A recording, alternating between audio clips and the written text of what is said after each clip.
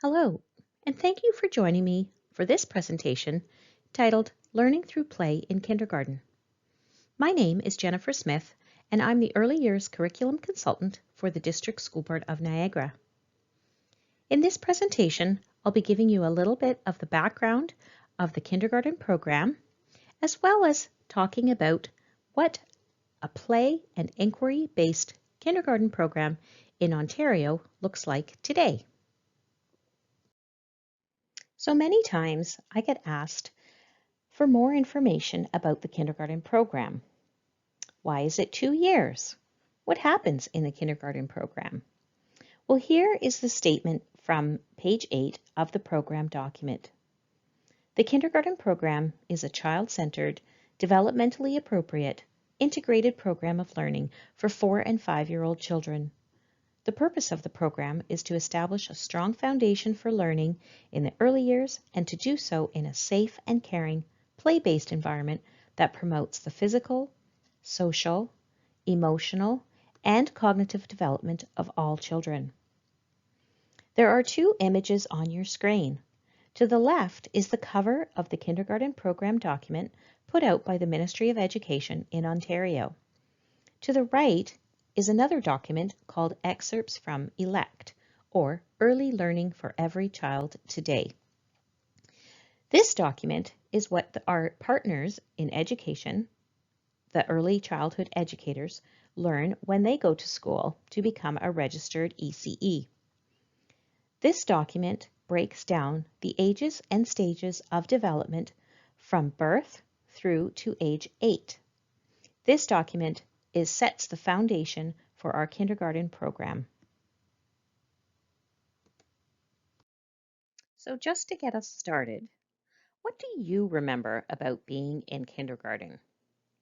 I know some of you out there may have grown up in a time when there was no kindergarten program or junior kindergarten program, but for those of you that do remember that, what were some of your favorite memories? Take a couple of minutes just to think. What do you remember most about being in kindergarten? What learning areas or centers do you remember having in your kindergarten classroom?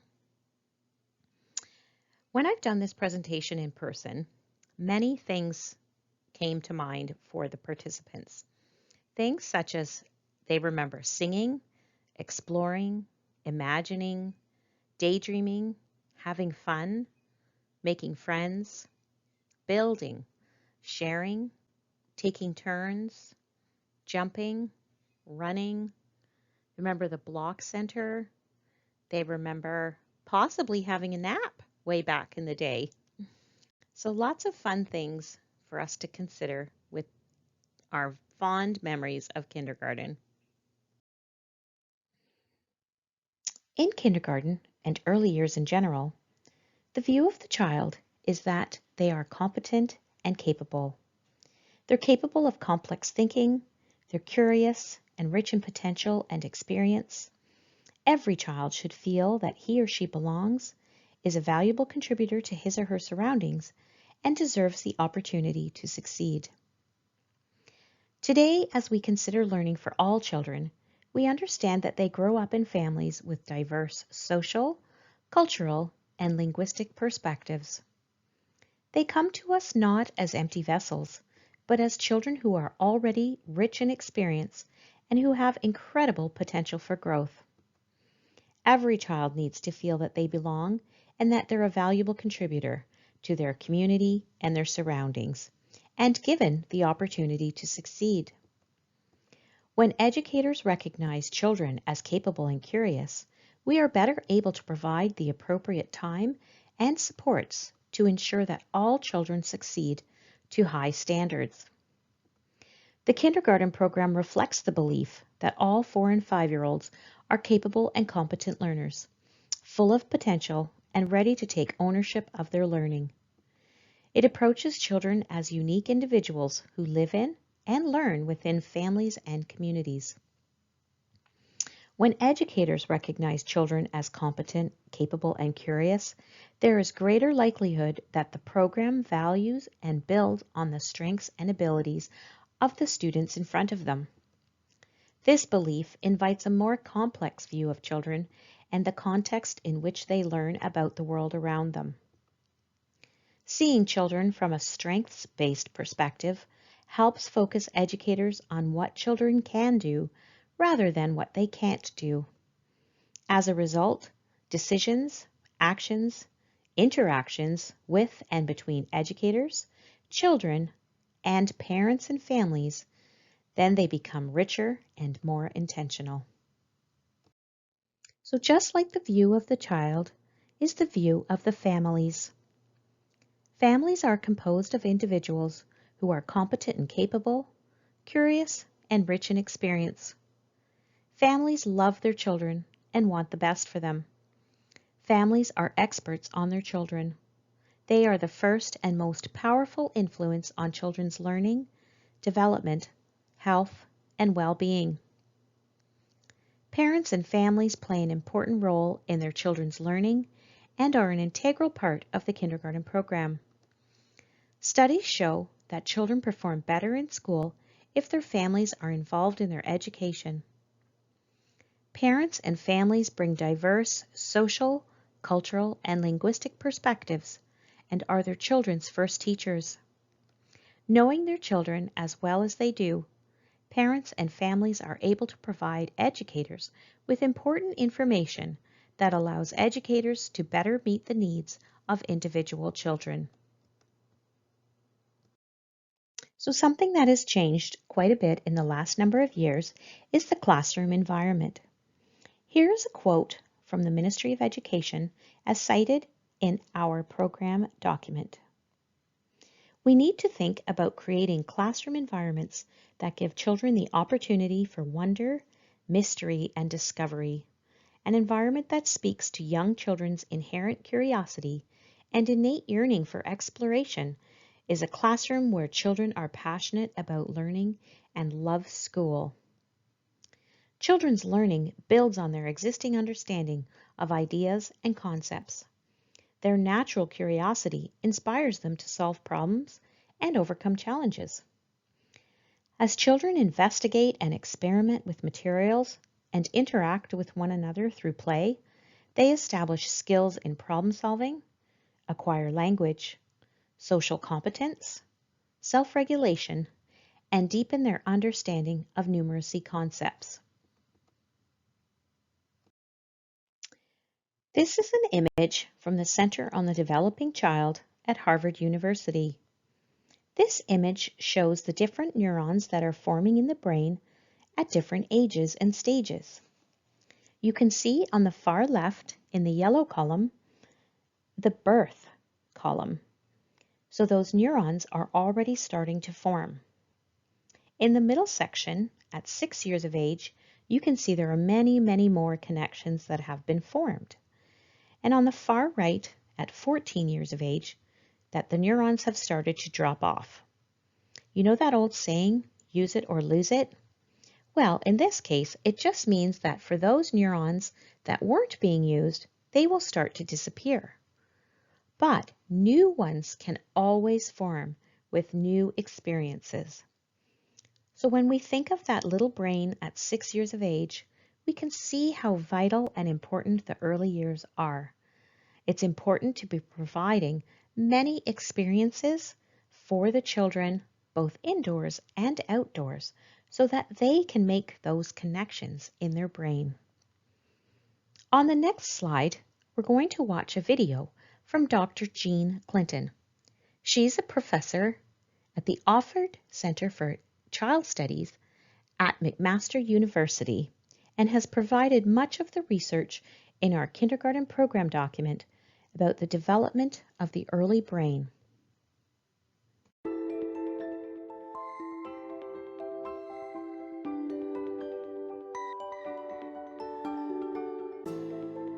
As we're thinking about moving to a more relational-based education system, and I say moving, there are many fabulous educators out there who are, they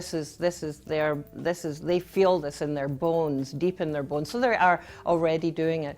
But as we're moving more, recognizing the science, social and emotional development through relationship and through play, kids learn best. So as we're shifting to that kind of thinking, it really requires different framing, different mindset.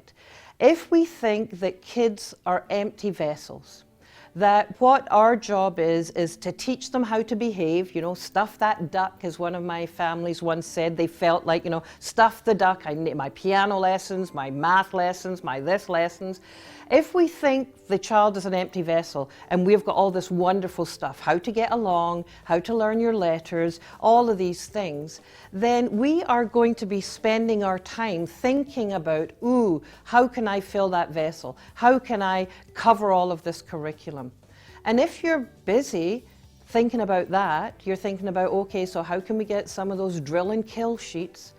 It means that you've lost the space for thinking about, wow, I wonder what the kids are interested in. I wonder what I'll be able to follow in terms of their lead. Why is that so important? Well, when you are following your own interests and you're excited about something, well, the areas in your brain that are open for learning are just like, whoa, yeah, I want it. When you are being forced, stuffed, those areas in your brain for excitement and learning are not nearly as receptive. So if teachers are focusing here, they're missing this whole huge excitement, the brain wondering about, oh, what's possible. Novelty is a hugely powerful learning tool. And so kids learning from each other, oh, I didn't know that you would do that with that picture of the blue crane. That is releasing neurotransmitters that says, oh, pay attention to this is cool, and more learning happens. But it's not just about more learning happens, more joy happens, more wonder happens, more, oh my Lord, this is a miraculous thing, this childhood and what kids are capable of doing. So for the next few moments, I'd like you to study the image on your screen. I want you to think about, what do you notice and what do you see? What curiosities do you have about the intentions of the children, their thinking, and their theories? There's a lot going on in this picture, and I can tell you that this was created by a kindergarten class. So what are some of the things that you noticed or wondered in this image? So in past sessions, the educators who've attended have noticed lots of things going on in this picture. They noticed that it resembled a cityscape, and any hints to which one it might be? If you guessed Toronto, you would be correct. So you can see how the children have made the CN Tower. That down there along the bottom, it looks like the Gardiner Expressway. There's lots of loose parts going on in this picture. Some of the wonderings from past participants were they wondered if this originally started on the floor and then the educators moved it up to a table so it could be safer and perhaps more children could join in. They wondered if the educators had started this and had the children join in. They wondered if a child had been to the CN Tower and then transferred their learning to the classroom the next day. Many of the educators have also noticed, with the amount of loose parts, how open and receptive the educators were to providing those materials for the children. You can even see over to the left of the tower the cotton balls on the roof. Any guesses which structure that might be in the Toronto skyline? Another question that came up quite often is if you take a look at the green bottle structure. So many educators have wondered, how many times did the children try to build that structure before realizing that they needed to have a stable base in order for it to remain standing? So if you look really closely, you can see inside the green bottle, it looks like it's filled with pasta. So one of my wonderings is, did the children come up with that? Did the educators lead with some questioning, such as, I wonder what you could do to make your structure more stable? So lots of interesting pieces. And one of the things that really resonates with me is the amount of time I'm sure that this took for the children to create. And I love how they incorporated so many different materials into their structures. So we know that children make sense of the world through play. As children investigate and experiment with materials and interact with one another through play, they establish skills in problem solving, social competence, self-regulation, and communication. Imitating and exploring during the infant and toddler years evolves into pretend play. In pretend play, children use language and thinking skills. They learn to plan, negotiate, resolve conflicts, regulate emotions and behavior, initiate friendships, and understand the perspective of others. Through these experiences, adults can build children's emerging literacy, numeracy, and scientific reasoning skills. Children's learning builds on their existing understanding of ideas and concepts. Their natural curiosity inspires them to solve problems and overcome challenges. In the 4 frames of the kindergarten program document, or the broad areas of learning, these are the ways that are used to structure thinking about learning and assessment in kindergarten. The 4 frames are belonging and contributing, self-regulation and well-being, demonstrating literacy and mathematics behaviors, and problem solving and innovating. Now we'll take a moment to take a quick look at each of the 4 frames. In belonging and contributing, this frame encompasses children's learning and development with respect to their sense of connectedness to others, their relationship with others, and their contributions as part of a group, a community, and the natural world. Their understanding of relationships and community, and of the ways in which people contribute to the world around them. The learning encompassed in this frame also relates to the child's early development of the attributes and attitudes that inform citizenship through his or her sense of personal connectedness to various communities.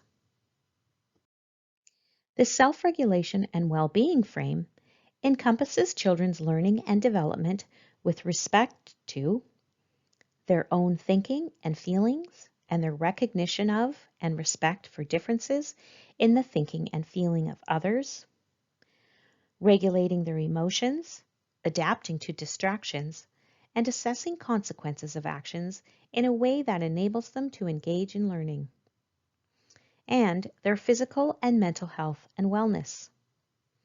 In connection with this frame, it is important for educators to consider the interconnectedness of children's self-awareness, sense of self, and ability to self-regulate, and the role of the learning environment in helping children to be calm, focused, and alert so they are better able to learn.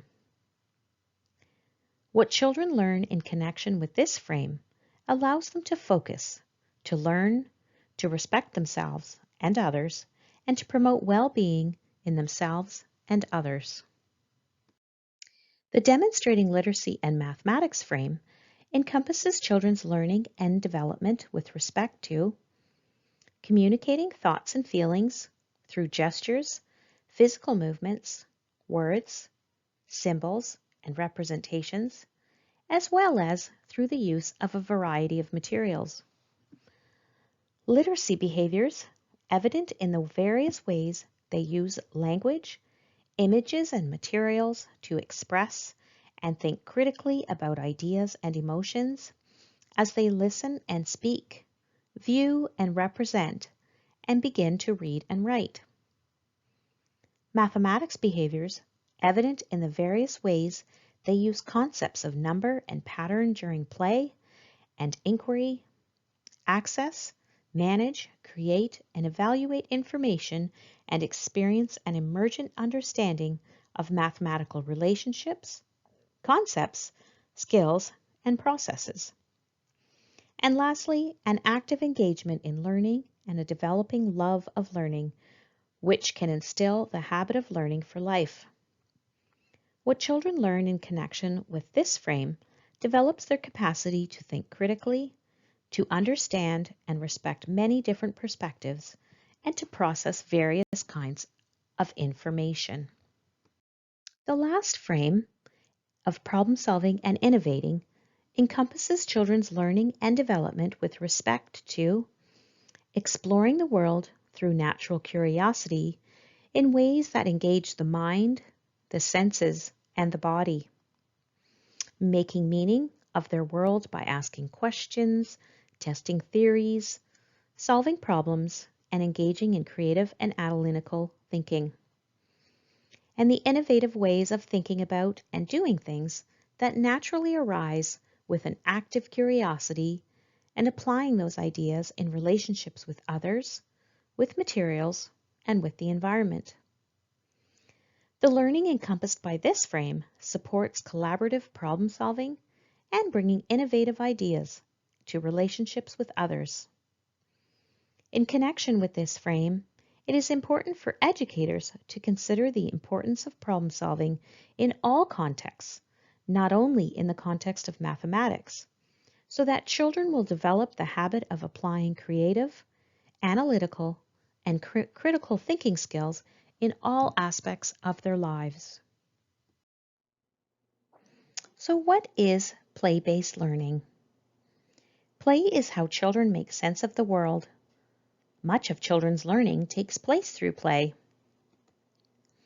Play engages children's attention when it offers a challenge that is within the child's ability to master.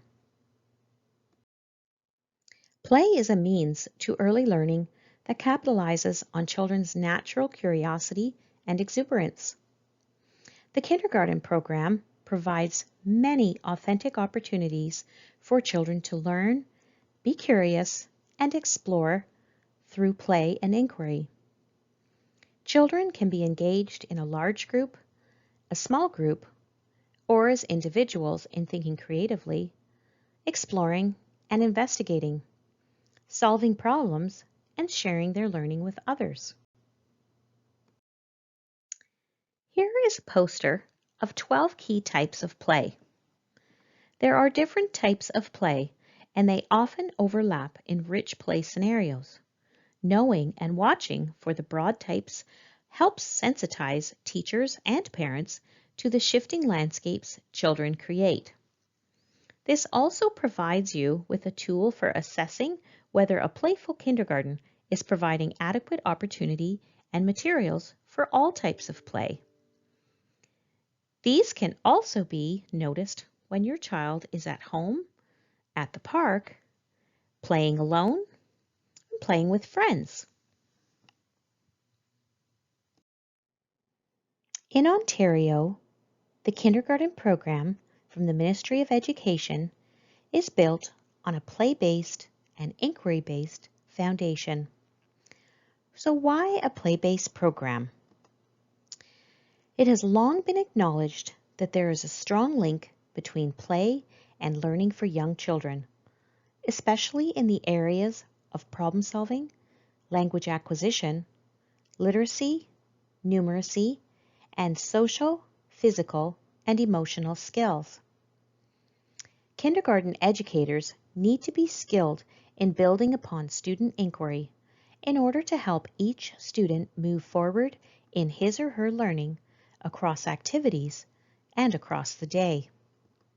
This engaging, personalized way of teaching builds communication skills, inquiry skills, and vocabulary, so children leave kindergarten as learners with a sense of personal confidence and value, as well as the literacy and inquiry skills that support their continuous learning.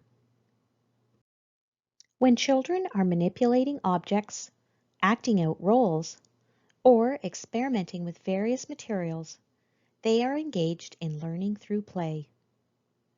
Through play, children learn about the world around them and share their responses in various ways. Stacking blocks and mixing sand and water encourages logical mathematical thinking, scientific reasoning, and cognitive problem solving. The learning that occurs is a byproduct of play. As stated in our kindergarten program document, if the focus shifts from play during preschool years to a strong emphasis on the formal instruction of isolated skills like learning symbols, such as letters, sounds, or numbers, children's literacy skills, as well as their numeracy and inquiry skills, may actually be reduced. In kindergarten, the 4 frames of learning are designed to support an approach that aligns with the way children's learning naturally occurs and that focuses on aspects of learning that are critical to young children's development. The frames reflect the integrated way in which learning occurs during children's play and inquiry in kindergarten. Overall expectations are represented in more than one frame, and they demonstrate their learning in multiple ways through a play-based program. Supporting educators to consider the whole child and their needs through the relationships and connections children make with other children, the more effective learning becomes. In fact, high-quality play that is mediated by adults who are play partners and are able to inject small amounts of focused, direct instruction based on the needs of the child into the daily play is an effective pedagogy for emergent literacy, numeracy, and inquiry skills. So instead of predetermining what topics we might cover during the year in our kindergarten classrooms, instead, inquiries evolve out of reciprocal questioning and wondering. As the children express their thinking, educators begin to think about questions they can ask that will further provoke children's thinking and continue to stimulate their curiosity and wonder. As educators collaborate with the children to formulate questions, select materials, stimulate and support creativity, they might think aloud about various perspectives and interpretations and multiple possibilities or solutions to solve problems, and then the educators document the thinking and learning of the child. They intentionally and purposefully listen, observe, document, analyze the documentation, provide feedback to the student, and then they consider a range of possible meanings and perspectives and make connections to the overall expectations set out in the kindergarten program. They provide feedback through questions and prompts that effectively extend the thinking and learning for each child. Here are a few examples of what you might see when children are learning through play. You may see them making choices, sharing materials, trying new things, or noticing letters on signs and using letters and words to make signs. You might also see them labeling their drawings and writing simple stories, or filling a container with sand or water, pouring it out, measuring it, counting the number of scoops, and comparing. You may see them arranging, stacking, and building with blocks of different sizes and shapes. You might see them drawing or painting or creating an animal with modeling clay. You may see them running, jumping, throwing, catching, hopping, or skipping.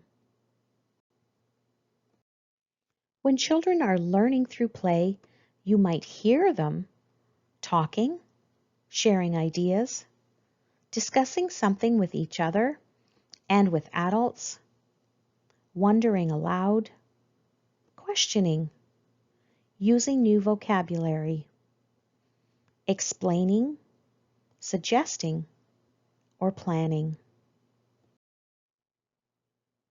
So there are many roles of the educator or the educator team if your child is in a class with both a teacher and a registered early childhood educator. This educator team provides large blocks of time for play. They stimulate children's learning through their intentional choice of materials. They ask questions that help the children explore ideas through play.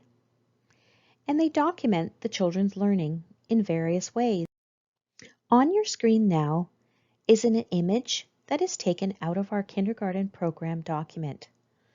On the left, you can see what children do, and on the right, what educators do. And in the middle section, you can see what children and educators do to co-construct learning. If your child is already in kindergarten, you may see different forms of documentation either coming home with them or electronically, perhaps on a D2L page or through email or other social media platform. There are many different ways educators choose to document. Sometimes it's a collection of pictures. Sometimes it's a written story called a learning story. Other times, documentation may be kept in binders in the classroom for the children to revisit throughout the year. Parents are important. They are our important partners in learning. Parents are encouraged to share your observations or information about your child with the educator team. Many times, a child might go home and share with their parents or family members something that they did in their kindergarten classroom or outdoors. This learning might continue at home if the parents or families have asked questions about the learning. Occasionally, this learning extends to maybe the child drawing a picture or writing something down. This is really important for you to welcome, and you are welcome to share back with your educator or educator team, as they love to see how the children have transferred their learning to the home environment. Here are a few effective ways in which parents and families can support children's learning through play. At home, you can have your child help to match up the family socks when the laundry is being done. You can provide a variety of recycled materials, for example, plastic food containers, small boxes, etc., with which the children can design, create, and build. When you're out in the community, you can look for shapes and patterns in natural objects. For example, the roundness of a puddle. And built objects, for example, the repeating patterns of boards in a fence or tiles on a floor. Or when walking to and from the school or the park, etc., and noticing different things that are around you. When at home, after your child's day at school, here are a couple of suggestions that you can ask. What learning areas did you play at today? What did you do at the block, sand, or water center? What did you play with when you were outside? Why did you choose to play with that? And who did you play with today? That is a good way to learn who your children's friends are. Lastly, you can encourage your child to ask questions and then help them to find out the answers. This reinforces their sense of wonder and curiosity and their willingness to ask about things. It also encourages them to use multiple ways to find out about things that arouse their interest. As our kindergarten program states, our best future is one in which all children are healthy and secure, emotionally and socially competent, eager, confident, and successful learners, and respectful of the diversity of their peers.